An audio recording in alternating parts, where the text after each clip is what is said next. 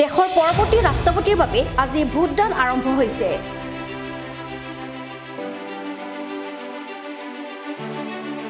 পুৱা 10 বজাৰ পৰা ভোটদান আৰম্ভ হৈছে সমগ্ৰ দেশৰ বিধানসভাসমূহত। দিল্লীৰ সাংসদ ভৱনত দেশৰ প্ৰধানমন্ত্ৰীয়ে ইতিমধ্যে ভোটদান কৰিছে। অসমতো ৰাষ্ট্ৰপতি নিৰ্বাচনৰ বাবে ভোটদান প্ৰক্ৰিয়া আৰম্ভ হৈছে। পুৱা 10 বজাৰ পৰা ভোটদান প্ৰক্ৰিয়া আৰম্ভ হৈছে আৰু বিয়লি 5 বজালৈ ভোটদান প্ৰক্ৰিয়া অব্যাহত থাকিব।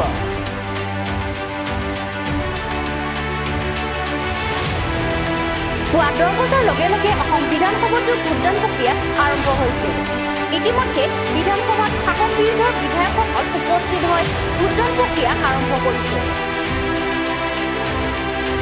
মন্ত্ৰী ৰঞ্জিত দাসে বিধানসভাত উপস্থিত হৈ প্ৰথমে ভোটদান কৰে।